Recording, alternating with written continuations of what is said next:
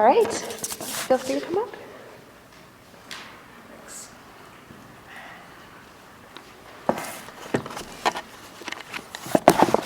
My name is Mark, and I live here. I've lived in Winsted for about 10 years. And before that, I was living in Colorado most of my life. So all of my books revolve around Colorado themes or settings. In the past 10 years, I've published, I've written 5 books in the last 10 years, and they've been published through a small publisher out in Pennsylvania called Sunbury Press. And then I ended up also self-publishing one of those books in the process, too.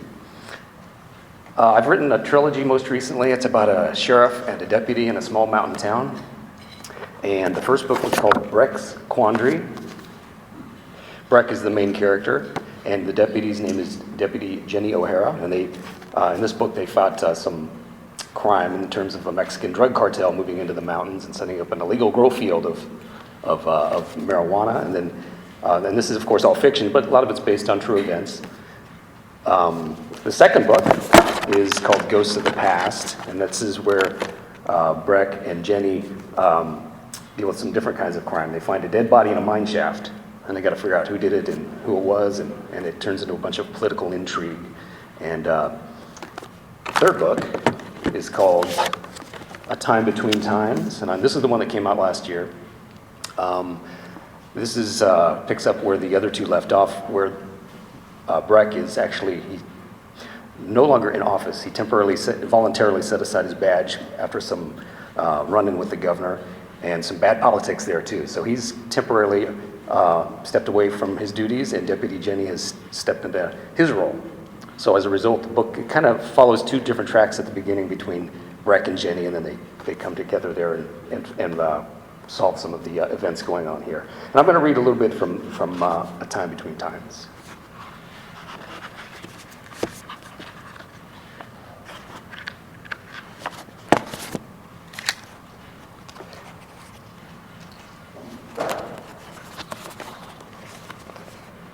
The Chevy Tahoe's headlights cut through the dark like a prison yard searchlight, and Jenny O'Hara couldn't figure out how to shut them off. She fiddled with the blinker wand and patted down the steering column. The bright beams automatically came on whenever the key was in the ignition, and if there was a secret switch, she couldn't find it. Having a brand new patrol vehicle was a dream come true, but apparently all the bells and whistles required a doctoral degree to operate. "Forget it," she said. "Now, how do I turn on the heated seats?" Snowflakes were in the air, softly fluttering across the windshield. She had been idling in front of the Quandary Brewery for hours. Everyone who stepped out the front door had to squint against her headlights, and if this was a stakeout, the bad guys wouldn't have to wonder where she was hiding. The last few weeks had been a roller coaster of nonstop drama. The district attorney's chief investigator, Reuben Dempsey, kept dropping by the sheriff's office unannounced and quizzing her with questions about Breck. He wanted files, hard drives, phone records. He even wanted to see the receipts for the coffee mugs in the kitchenette. From where she was sitting in the brewery parking lot, Jenny had a clear view of the sheriff's office. The building was right down Main Street, and Dempsey's sedan was the only vehicle parked there, beside the big green dumpster. Luckily, she spotted him before he saw her and managed to drive by unnoticed, although he must be blind if he didn't notice her headlights. When was the guy going to give up and go home? Jenny wanted to go home herself, except she had paperwork to fill out at the office first. Another set of bright headlights turned on Main Street from Quandary Boulevard, drove to the brewery, and pulled alongside her. It was a silver BMW, and Jenny's face fell when she recognized the car, since she knew it belonged to the mayor of Quandary, Seneca Matthews. He rolled down his window and pointed at her to do the same. She reluctantly hit the toggle switch on the armrest and braced herself for the cold air and a cold conversation. "Make a wrong turn?" she asked. "City Hall is back that way." "Don't you have your phone on, deputy? I've been trying to call for the last hour." "Yeah," she said. "And?" "The DA's bulldog left a dozen messages on my phone." He pointed down the street at Dempsey's car. "Apparently he's been camped out down there since noon waiting for you. So, stupid me, I answer the phone and he chews me out like I'm supposed to know where you are at any given moment." "Been right here the whole time," she said. "The evidence locker inventory list for the past 4 years," Matthews said. "He needs it. Now, get over there and give it to him." Jenny traced her finger over the toggle switch. She wanted to roll up the window so bad. She'd only had the Tahoe for a month and wanted to keep it as clean as possible, but the wind was blowing fresh snow inside all over the steering column and dashboard. She kept a microfiber cloth in the console and she almost took it out to wipe all the surfaces. But she knew it was a lost cause, as long as Matthews kept talking. "Aren't you supposed to be at that rock concert in Vail right about now?" she asked. "Pearl Jam. It's a big-name band. I bet those tickets cost $100 each." Matthews grit his teeth. What a waste of an evening. The precious lead singer went on a rant about climate change. She actually had the cojones to single me out and blame me for cutting down innocent trees in the forest. That new downhill ski run wasn't my idea. Like I own the ski resort? Like I have any control over that? As if I care? Was there a point to this conversation, Jenny wondered. She shivered and cupped her hands over the heater vents on the dashboard. I could use some of that global warming right about now. European artsy BS. I can't believe I paid good money for those tickets. If my daughter hadn't dragged me there. "They're from Seattle," Jenny said. "And I'm sure Aspen appreciated it, even if you didn't." "Was Valerie there, too?" "What? Why would my ex-wife be there?" "I don't know," Jenny said. "Family, love, togetherness, that sort of thing." "I hate it when musicians talk. Play your music and keep your opinions to yourself." Matthews shook his head in disgust. A cold front was rolling in as they spoke. Jenny watched the digital thermometer on the dashboard display drop a degree every 60 seconds. It literally went from 20 degrees to 15 degrees in only 5 minutes. Zipping her puffy down coat all the way to her chin, she cranked the heater to full blast and pushed random buttons trying to figure out which one activated the seat warmers. "Acting sheriff," she said. Matthews glared at her. "What?" "You called me deputy. I'm the acting sheriff of Quandary County." Jenny felt a twinge of guilt when she said it. Wearing Breck's badge, it didn't feel right. "Don't get used to it," he told her. "Either way, guilty or innocent, Breck's not getting his job back. Forget about him, O'Hara. Worry about yourself. The indictment hearing is next week, and the DA isn't pulling any punches. It's going to get ugly. And once the Colorado Bureau of Investigations gets involved, they'll want a clean slate for Quandary County. You better polish up your resume." "No one can fire Breck," Jenny said. "Not you, not the governor, not the CBI. This is America. He was duly elected by the good citizens of Quandary County." "Yeah, well, so was I." But then Matthews blinked and his face changed, softened. "Listen," he said, "a lot of crap went down this year. I know you think it's me. You think I brought in the district's attorney, but I didn't. Things got complicated, okay?" It wasn't okay. So Jenny pushed the toggle switch, and her window zipped up while Matthews was still talking. From the corner of her eye, she watched him slam the steering wheel, and he got out of his BMW, hunching against the snowstorm, and tapped on her window with his knuckles, but he did it gently. She glanced at Dempsey's sedan again, down the street. Speaking with him was a waste of time, and so was talking to Matthews, but after his second knuckle rapping, she cracked the window halfway. "What?" she said. "I know you don't want to hear this." His dark hair was peppered with white snowflakes, and he cringed in the wind. "Oh, we're on the same team, O'Hara. You and me, and Breck. There are some big power players who want us all sidelined. And they've muddied the waters so bad we're all going to get dirty no matter what we do." Jenny's cell phone rang. The caller ID said 911. All 911 calls bounced forward to her cell phone when she was away from the office, so she hit the talk button and pressed the phone to her ear. "This is Sheriff O'Hara. What is your emergency?" The old guy at the gold mine on Coal Creek just committed suicide, blew his brains out with a shotgun. "Who is this?" she said. "What's your name, sir?" "A concerned citizen." The line went dead. Jenny dropped the phone on the passenger seat and put the Tahoe in gear. She started to roll up the window again, but this time Matthews put his hands on the window frame. "What's wrong?" he asked. "I need to do a welfare check," Jenny said. "It won't take long, maybe 10 or 15 minutes. Can you tell Dempsey to sit tight? I'll be there soon and give him whatever he needs." But she had no intention of giving the investigator anything, and she had just told Matthews a little lie. For Coal Creek was over an hour's drive away, and Dempsey could wait in the sheriff's office parking lot till the crack of dawn for all she cared. And that's chapter 3. Thank you for listening. Starrla, you're up.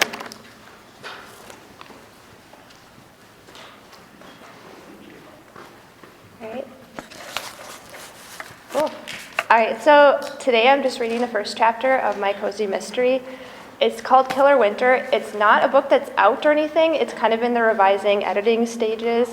Probably be a couple years before I try to publish anything. I'm kind of starting like the second book in the series.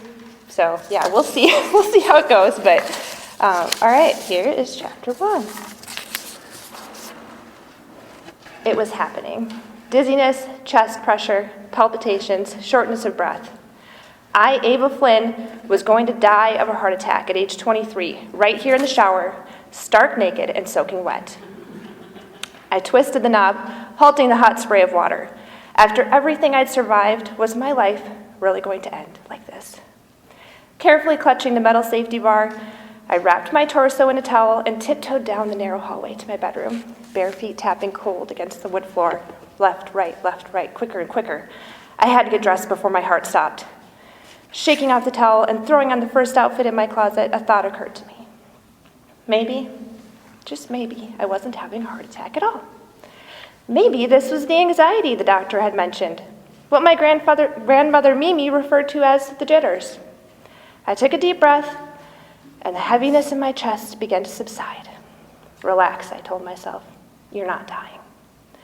I drew back the white lace curtains covering my second-story window, hoping the farm would calm my nerves. The landscape always looked gorgeous on sunny winter days, blanketed in clean white sparkles like whipped vanilla frosting dusted with sugar. I scanned the familiar scene of century-old trees and a powder blue barn. Everything was as it should be, except near the woods, something red caught my eye. I gasped. Was that blood? My heart began to hum in my ears. Why were there large streaks of blood near the woods? Was I dreaming? I blinked a few times, half expecting the streaks to disappear. But no, they were as real as the farm-all tractor and the straw bales sitting in the yard. Had a coyote killed one of the chickens? Or maybe a person was hurt. Mimi, was my beloved grandmother Mimi okay? She had to be okay. I couldn't lose her. The room began to spin. I needed to find Mimi, even if it meant racing down the stairs and sprinting barefoot into the snow. But before I could move, Mimi's serene voice called out, Ava, dear, would you like pancakes? With the stairway door open, I could now hear the muffled noise of the radio. Sure, that'd be great, I shouted back, letting the tension fall from my shoulders. Mimi was fine, I was fine. But the blood in the yard was not fine. Was it blood even? Maybe Mimi had just spilled some red paint. I grabbed my camera and went to the hallway window for a better view. Studying the lines with my telephoto lens, my heart's pace quickened again. Amidst the seemingly random slashes of red were distinct shapes. Letters. 7 red letters, each about the length of a square bale. First, a splayed-open capital Y, followed by an awkward O and a jagged U. Then below it, the letters L-O-S-E. A twinge began to develop in my stomach. Who did this? Who would write "You lose" in the snow on Mimi's property? Was someone angry about a story I wrote for the Pine Prairie Times? Had my editor, River, also woken up to a message in the snow? Or was this message meant for Mimi? I descended the steep wooden staircase and saw my grandmother hovering over a frying pan, spatula in one hand, a platter of pancakes in the other. She was wearing her Cake-It-Easy apron, which featured a cartoon cupcake and sunglasses. You're up, she said cheerfully. Setting down the huge stack of pancakes, she moved her hips to the music. Don't you just love this song? Taylor Swift is a genius. Mimi's exuberance sometimes made her seem a lot younger than 76. She grabbed a cup from the dishwasher and held it to the window, squinting to examine it. She made a yuck face, then ran the cup underneath the faucet. I'm buying a new dishwasher, she announced. This one is ready for dishwasher heaven. I made my way to the window overlooking the woods, but I couldn't see the letters from down here. The land was too flat, and there were too many trees. Did you see my words trailed off. I gestured in the direction of the woods. Oh, that, Mimi sighed. I should have plowed over it with the skid loader before you woke up. Probably some young kids playing a prank. Mimi flipped 3 small pancakes in the pan and continued swaying to the beat of Anti-Hero. She was always so relaxed and unflappable. Mimi, someone trespassed onto your property in the middle of the night and wrote "You lose" in huge red letters. Doesn't that creep you out? She tilted her head. Is that what it said? I thought it was YOLO, as in you only live once.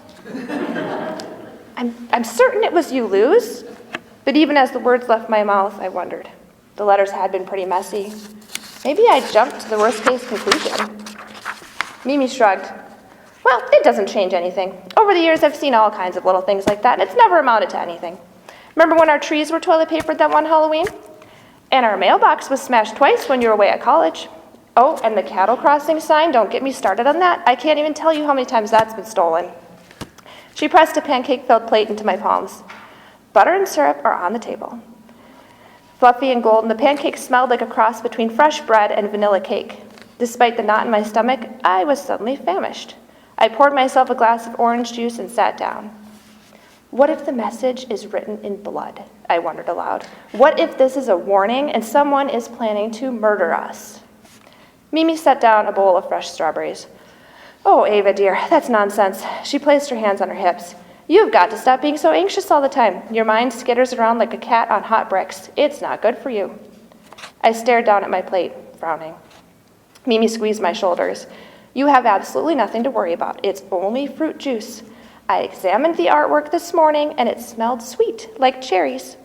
Besides, this is Pine Prairie, not Minneapolis. I highly doubt a murderer is lurking about. I bit into a warm, syrup-soaked pancake while I considered this. Mimi had a point. Pine Prairie was one of those safe little Minnesota towns where people left their doors unlocked and neighbors waved to everyone they saw on the street. Safety was one of the features that drew me back here after I graduated from college 9 months ago. That and Mimi, of course. Mimi piled her pancakes with strawberries and homemade whipped cream. You know, she said, I bet that fruit juice message has something to do with the Prairie Winter Festival this weekend. In the old days, pranks were a way for ice fishing competitors to haze newcomers. But now, anyone in the contest is fair game. A lot of our neighbors participate, so the pranksters probably got the wrong house. Mimi paused to fill her coffee, then let out a short laugh. Either that, or it's someone's idea of a Valentine's Day love note. I cracked a smile. Mimi had a way of making me feel grounded whenever I went into panic mode. In some ways, she reminded me of Mrs. Claus, with her soft, huggable shape and curly white hair. But in other ways, she was like an oak tree, strong, steady, and able to weather every storm with grace. I sipped the orange juice, feeling slightly more at ease. We ate in a comfortable silence, both lost in our own thoughts. After a few minutes, Mimi looked up from her plate, her big green eyes crinkling at the corners. Speaking of Valentine's Day, are you and Peter doing anything special Saturday night? I shrugged. Not sure yet. I might go to his house for dinner. Mimi made a tisk-tisk sound. That young man should take you out on a nice date once in a while. I smiled to myself. Mimi never thought any guy was good enough for me. Right now, though, I didn't have time to defend Peter. I had to inspect the artwork in our yard before Mimi plowed over it. I helped clear the table, then headed outside. Soft snow swished underneath my boots, and the scent of pine needles drifted through the air. Even though the wooded area was only about a quarter mile from the house, it always felt secluded. The buildings were somewhat camouflaged by trees from this angle, and the only obvious sign of modern civilization was a fresh set of snowmobile tracks running parallel to the trees where our land bordered the neighbor's field. As I approached the letters, the saccharine smell of artificial cherries filled my nostrils. Mimi had been right. It definitely wasn't blood. Carefully, to avoid stepping in the pigment, I snapped several photos. The letters appeared to have been stomped into the snow, but there were no footprints, just smooth, indistinguishable smudges. The messy writing was surrounded by squiggles, and although it undeniably spelled "you lose," I could understand how Mimi mistook it for YOLO upon quick glance. Suddenly, I saw movement. Someone was weaving through the trees. I froze. Had someone been watching me this whole time? A twig snapped, and 2 big black eyes came into view. I breathed a sigh of relief. It was a deer, a white-tailed doe. She stared at me for a moment, allowing me to photograph her, then trotted away, her gray-brown fur fading into the forest. I put my camera in its bag. There was nothing to worry about. No monsters, no murderers, just my own overactive imagination. The red you lose message was nothing more than a misplaced prank for the Prairie Winter Festival, and by tomorrow, all of this would be forgotten. Or so I thought.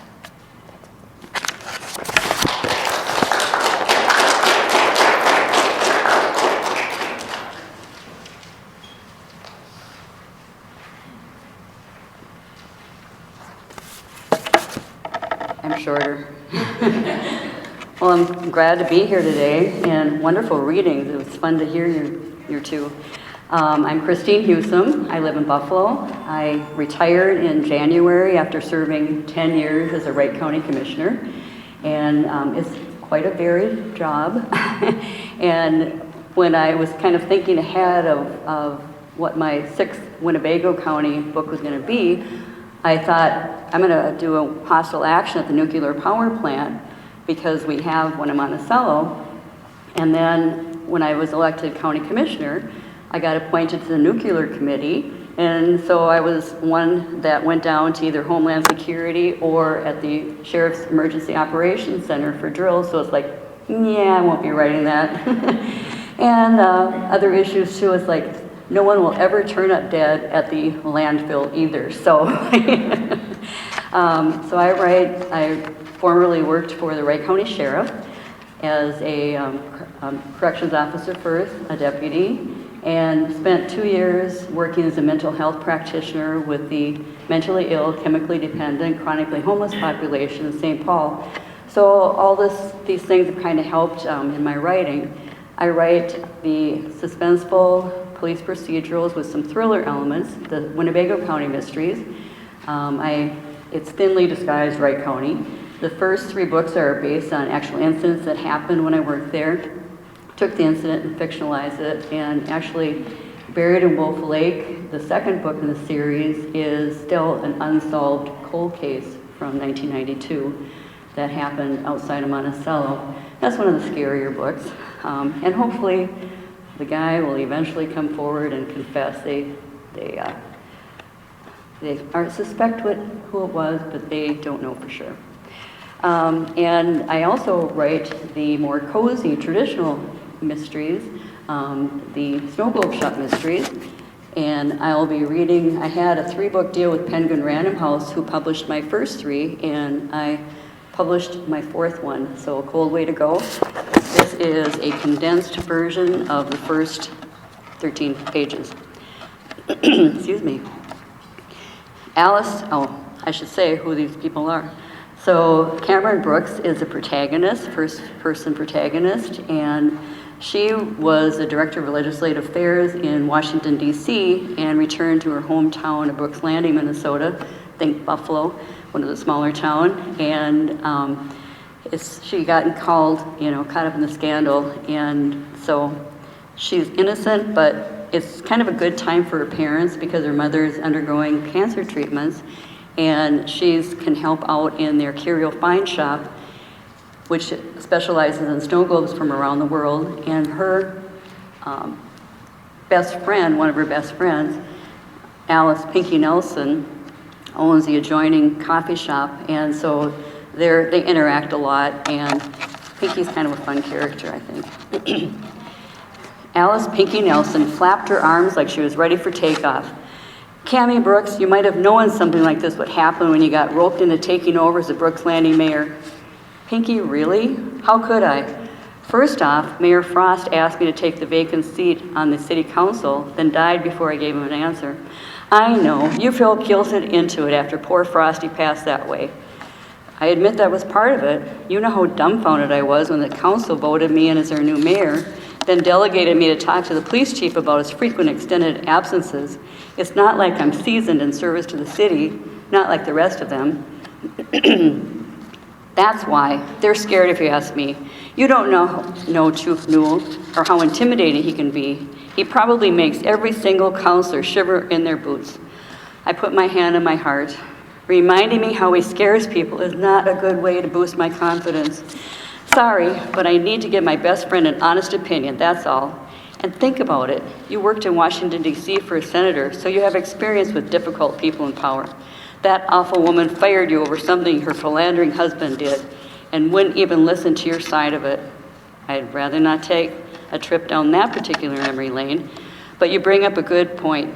If Senator Zimmer wouldn't listen to me after all our years together, why should Chief Newell, especially since I haven't even met him yet?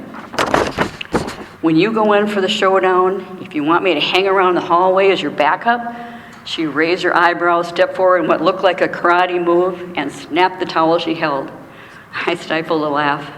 You have quite the weapon there. I guess it'd be a good defense if a dish you're trying to dry decides to attack you or a pan gets out of line. She waved the towel in a circle above her head. Very funny, Cammie. Got any advice on how to approach Chief Newell? What to say? She puffed out her chest. Besides, show up for work or turn in your badge? Besides that, yes. One thing I've learned about, maybe Chief Newell's got an illness he kept secret. Some people are proud that way, I said. Or he's been leading a double life like a lot of people suspect. The doorbell on Pinky's shop brouhaha dinged, and 2 young women blew in from the frigid outdoors in puffy parkas. They stamped their boots on the welcome mat in Minnesota fashion to release any snow caught in the ridges. Both released loud exhales. An open archway separated brouhaha and my shop, Curio Finds. I stepped back in there while Pinky whipped up coffee drinks for the pair. I picked up a delivery box, carried it to the counter, and removed a snow globe with their winter wonderland seed. As I unpacked the box, I mulled over what approach to take with Newell. Kill him with kindness or sock it to him with my best shot. I decided a direct, firm, and respectful approach was best. Almost showtime, so I slipped into my boots, put on my thermal coat, wool cap, and mittens, then poked my head in Pinky's shop. I'll be back to close up shop. I can't wait to hear what Chief Newell has to say for himself. Pinky made fists and squeezed them into her chest in an excited move. Bye. Oh, and fingers crossed, break a leg, lots of luck. Thanks. I shook my head and headed into the dark and frosty late afternoon air. It was 2 blocks to Brooks Landing City Hall and the police department that adjoined it. I dealt with a lot of high-powered people in Washington and survived, so how bad could it be compared to Senator Ramona Zimmer, for example? It was after city business hours, but the police department was open to the public until 5. I stepped into the spacious atrium area at 442, then into the police station. No one was around. Chief Newell? Anyone back there? He stepped out of his back office. I'll push the button to release the lock. I heard a click, pulled open the door, and headed down the hall. When I reached his door's threshold, he was at his desk. He looked up at me as he finished licking an envelope, then stuck his tongue out part way, maybe to get rid of the taste. Then his eyes and mouth opened wide like he'd seen an apparition. He dropped the envelope as he reached up and clutched his neck, then stood and grasped to catch a breath. I was frozen with fear as he collapsed into his desk chair without another exhale. I rushed into the room, put my hand on his shoulder and shook it. Had he suffered a sudden heart attack? I searched for his pulse but couldn't find one. I struggled to get my phone from my coat pocket and dialed 911. Buffalo County Dispatch, is this an emergency? A major one. Chief Newell, in his office, needs help now. No breathing, not breathing, no pulse. My partner is dispatching EMS. Who are you? Cameron Brooks, the mayor. Mayor Brooks, can you do CPR? Newell was huge. No way could I get him to the ground to do chest compressions. If he was on the floor, but he's in a chair. Have you been trained to use an AED, an automated external defibrillator? I know there's one at the PD. No. In my current state, would I even be capable, even if I was trained? EMS will be there in 4 minutes. Not to worry, I'll stay on the line with you until they arrive. 4 minutes. How long had it been since the chief stopped breathing, besides forever ago? I had heard getting a heart started soon after it stopped was critical. The sooner the better. I turned away from Newell. His open eyes appeared to be fixed on my forehead. I somehow stopped myself from running away, from screaming at the top of my lungs. Mayor, are you still with me? The dispatcher said. Yeah. Are you doing okay? Not the best. EMS just announced they arrived at the PD's back door. Can you let them in? Yes. I beelined to the exit.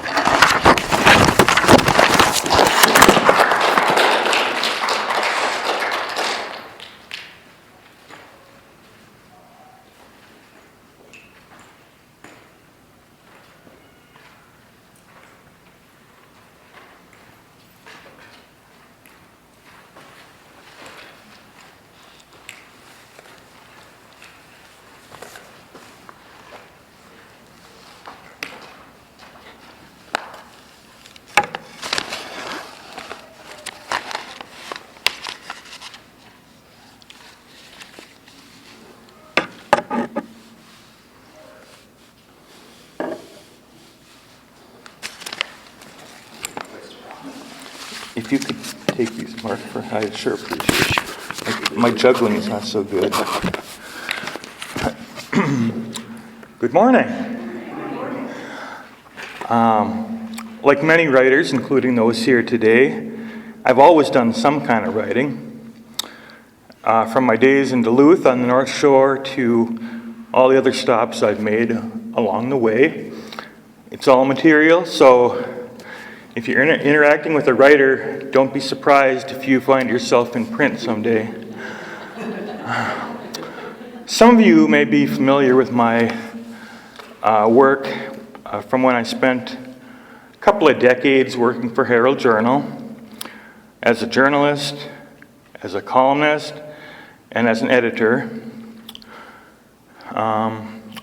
Unfortunately, after experiencing 2 strokes in 2 years, I had to resign from that position in 2022.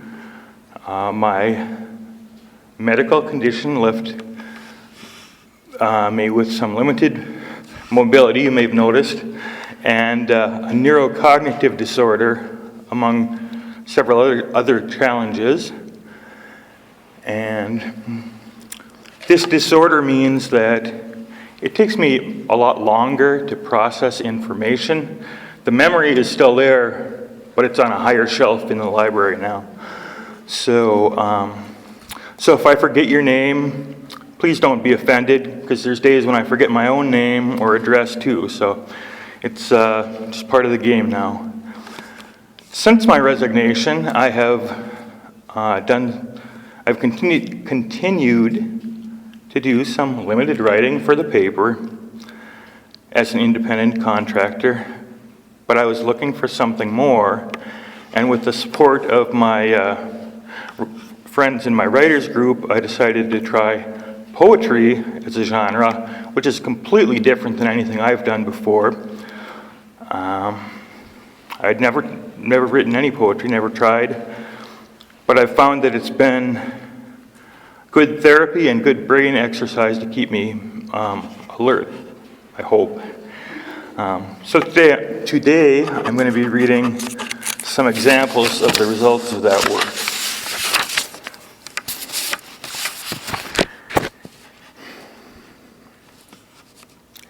Old friends. The excitement is worn and they're quite far from new. Surprises from them may be seldom and few, replaced by something that has much more worth. Time spent with them is like wearing a favorite old shirt. They know your faults, but never condemn. You know what they laugh at, their humor's a gem. They know the dumb things you've done through the years, and the smart things you haven't done, which could bring some to tears. You share many stories, some true, some not. You even share stories you both long forgot. A trust that's no burden, to help them's an honor. If you need their support, you don't have to holler. The thing that makes old friends a valuable prize is you're always enough when seen through their eyes. You don't need to act or put on a show. It's the you underneath that they already know. Thank you. Water up here, please. One of the joys of the medical case, thank you, is that some of the medication I take gives me dry mouth, which is not conducive to reading.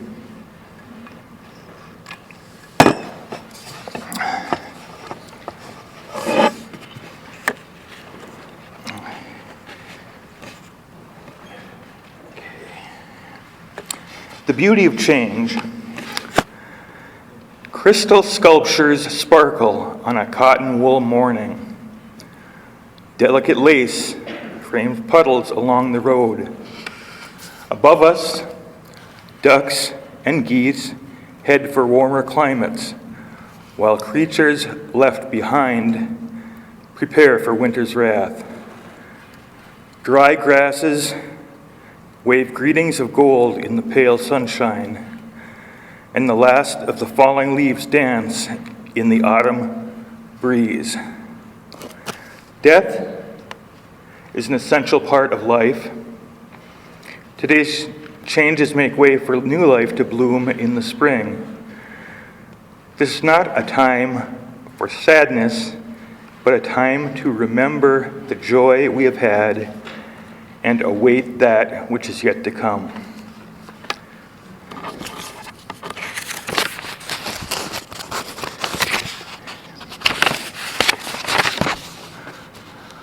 The next piece is it's about, I recently had some trees removed from my property, and like I said, it's all material.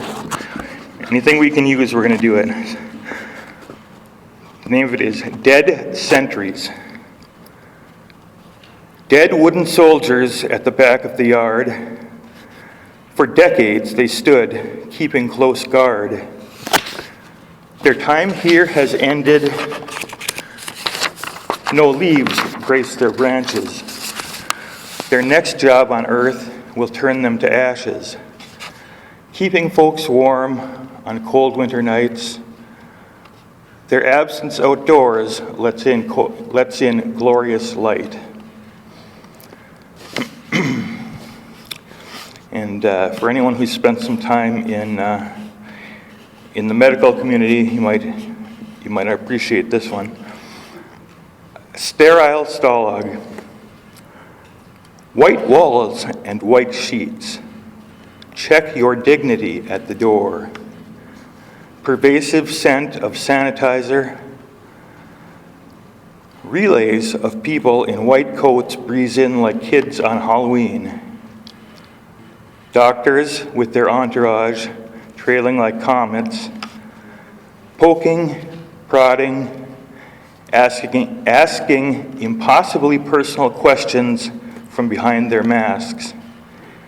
Enter notes in a computer, and then they are gone.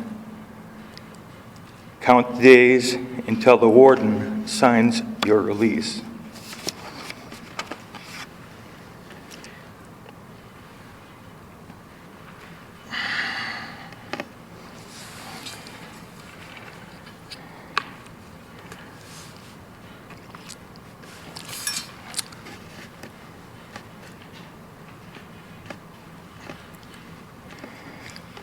Superior. From the days when I was young and standing on your shore holding my father's hand, I could feel it. My soul gathered strength from your immense power. As I grew older, your untamed gales brought me peace. Through the years, though I moved away from your liquid magnificence, I have returned to dip my feet in your splendor to keep me grounded.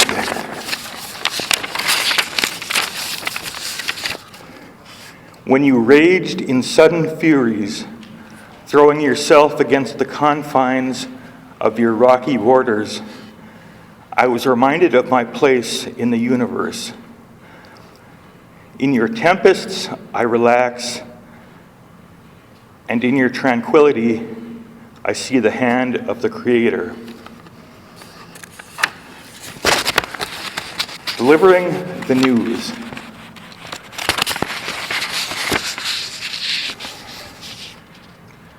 Crystal carpet of dew shimmers in the rising sun. Damp sneakers leave tracks across the lawn. Step quietly on the wooden porch with the peeling paint. Deposit rolled paper in the rusty metal rack. Pause to greet the friendly tan cat, then adjust my bag and begin the uphill climb. The first signs of neighborhood coming to life: bacon on the breeze, distant truck changes gears. Check my watch. I need to finish in time to get ready for school. Another day begins. Nobody to ask. Photos on a board. Faces look back from a time before I was born. A million questions. What were their lives like when they were just starting out? Where did they live? Who were their friends? What about their dreams? Did they have a plan? I've waited too long, and I may never find the answers. Nobody left to ask. Tell them now. The church was as full as a bucket in berry season. Faithful friends gathered there, noble of reason, riding a wave of fresh soap and sweet scent, sharing stories about just how much he had meant. Tears were soon shed, and hugs were exchanged. The tributes began. The accolade started. Everyone heard, but the dearly departed. The person who needed to hear the kind words was past such perception, his soul with the birds. The time to tell people, to freely discuss the value they have, how much they blessed us, is while they're alive and can hear how they rate. If we choose to delay, it might just be too late. Thank you.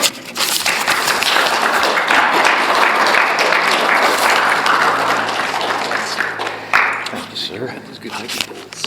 Can you Yeah. grab my water bottle? You bet. Good man. Thank you. Right.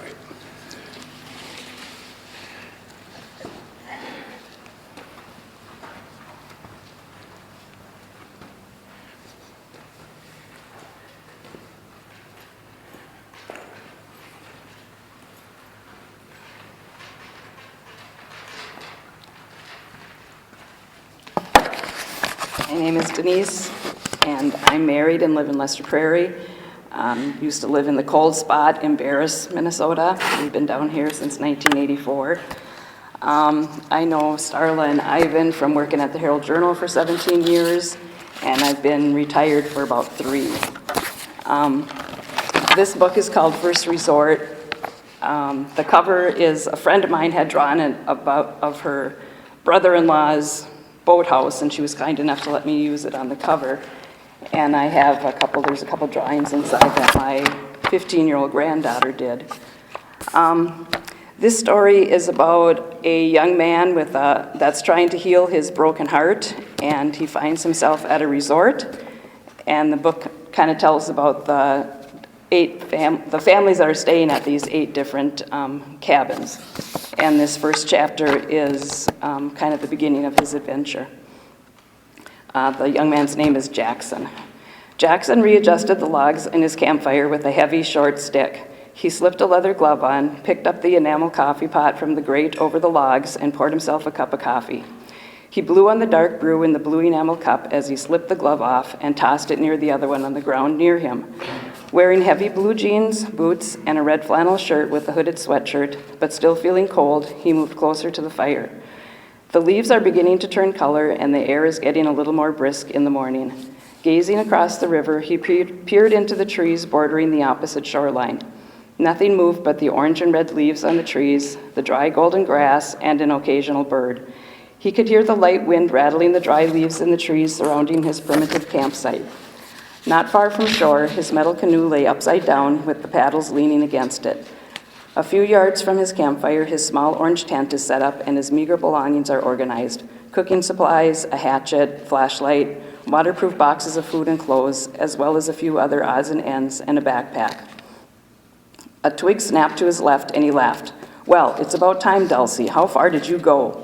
With an answering bark, a fluffy little brown and black dog, that leaped into Jackson's lap and licked his face. "Whoa, you weren't gone that long," Jackson exclaimed as he tried to push the energetic dog away. After he played a couple games of fetch with her, Dulcie settled down and contentedly curled up in Jackson's lap, resting her head on his knee. The two listened to the leaves move in the breeze and watched the river flow around the rocks. Jackson felt relaxed and peaceful as he absent-mindedly rubbed Dulcie's ears. Jackson daydreamed of the first time he saw the tiny dog so many weeks ago. He had stopped in a town for supplies and to decide where he would venture next. As he stood outside the gas station, examining a map of the state, he had heard a whimper. Looking around, he didn't see anything, so he figured he must have imagined it. Soon he heard it again, so he moved around the side of the building. Jackson stepped off the sidewalk bordering the building and slowly moved through the long grass, taking over the back of the property. Hearing the whimper again, he quickly strode over to a barrel lying next to some broken pallets, and there she was, a tiny black and brown fur ball laid next to the pile of trash, whimpering and shivering. "Where did you come from?" Jackson said out loud. He gathered the puppy up and gently felt to see if she was hurt. Seemingly okay, except for being hungry and scared, Jackson carried the little dog into the gas station. "Do you know who this puppy belongs to?" he asked the attendant. "Nah, who cares?" the grubby young man said as he lounged behind the counter. He pulled his dirty cap off with one hand and scratched his messy, greasy hair with the other hand. "Take it if you want it." Jackson couldn't believe anyone could be so cruel. He took the pup outside to his truck. He found a bowl and gave her some water while he scrounged through his food supply for something she could eat. He was worried she would get sick if she ate or drank too fast, so he rationed food and water out to the puppy all afternoon and early evening. He drove his truck to the park in town, gave her a quick bath under the outside faucet by the bathrooms, and toweled her dry. She was a cute little fur ball once she was clean. "Well, girl, it looks like it's you and me, so you need a name," Jackson said to the dog. The name, Dulcie, from a rerun of an old Western TV show that his dad watched, Cimarron Strip, popped into Jackson's mind. So that is what he named her. "What do you think, Dulcie? Where should we go tomorrow? We can sleep in the truck here and head out in the morning." Dulcie simply looked at Jackson with her big brown eyes and wiggled her little tail. Jackson and Dulcie woke the next morning to a beautiful sunny day. They ate breakfast sitting together on the tailgate of the truck. Jackson had come up with a plan as he looked at the map the day before at the gas station and talked to Dulcie about it. "Well, girl, I think we should hit the road, or should I say river." He would sell his truck and travel the river that ran through the nearby states. He sold his truck to Bruce, the owner of the hardware store in town, and bought a canoe, paddles, and a life jacket. He already had camping supplies as he had been living on the road for many weeks already. Jackson made one last trip in his truck to the boat landing near the park. He unloaded his supplies, stowed them in the canoe, and handed Bruce the keys. "Thanks, she's a good truck," he said to Bruce as he whistled for Dulcie and headed to the river. They were truly on their own, cruising the river, staying in the woods, and hitching rides when they needed to. Jackson now had a partner to help him forget the past year and try to find some happiness in his heart again. Other than the gas station attendant he met when he found Dulcie, Jackson had good luck finding friendly folks willing to stash his small canoe in the back of their trucks and haul him and Dulcie to their next destination on the rare occasions they needed a lift. The money from the sale of his pickup funded the rides, and when he needed to, Jackson would pick up an odd job in a town near the river. The two enjoyed their peaceful life, together, but all alone. Days turned into weeks, and weeks into months. Thank you.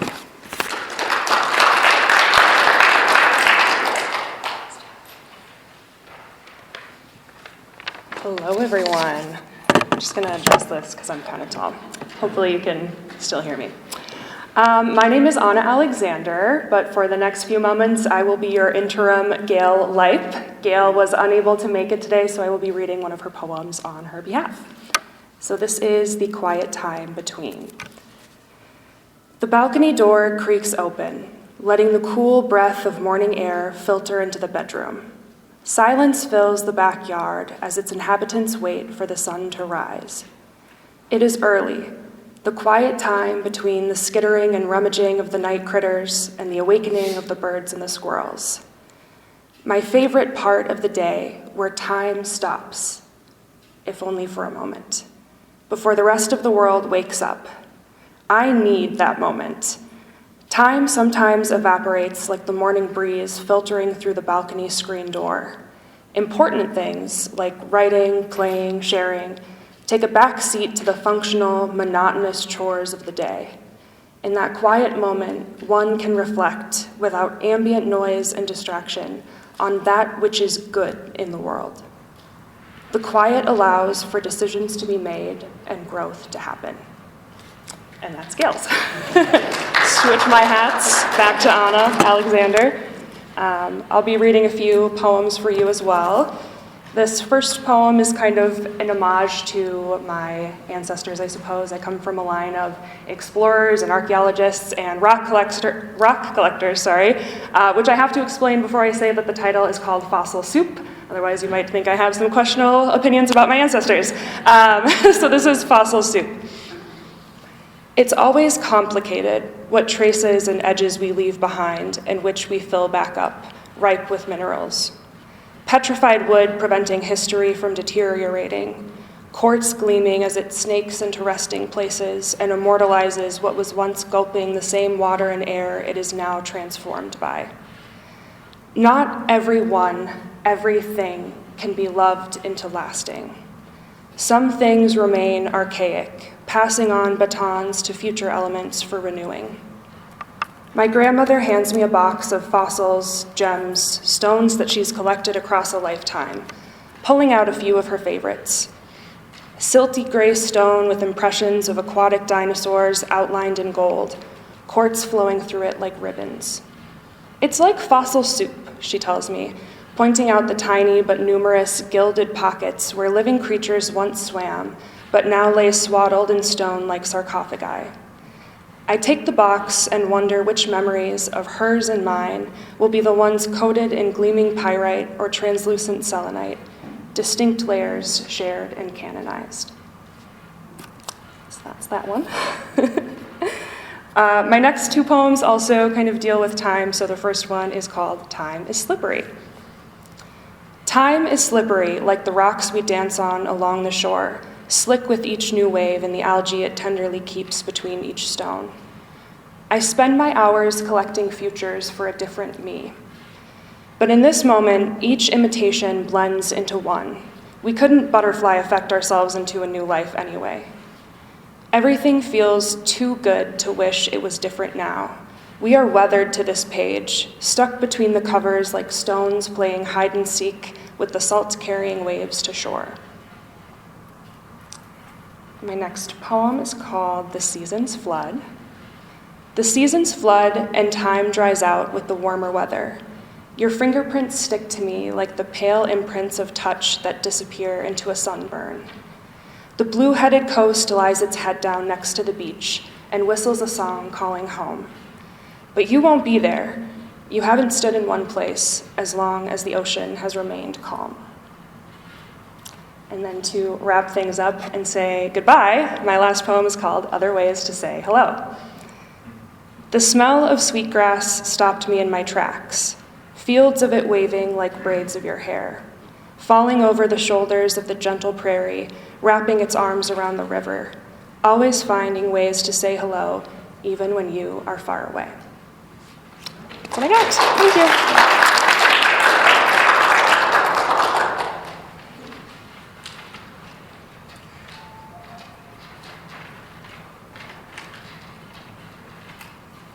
Do we have anybody else who wants to read?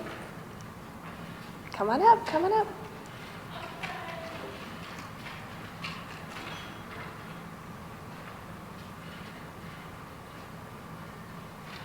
Just come around this way. There's a cord here, so just keep it.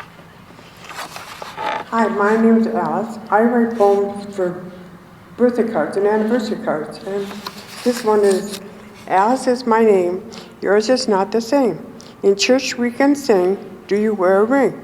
We have aides and nurses, do they have purses? Your smile, I'm sure, can reach miles. Up and down, you live in this town. Right from the start, I hope you have a caring heart. Hello, do you like Jell-O? That's it.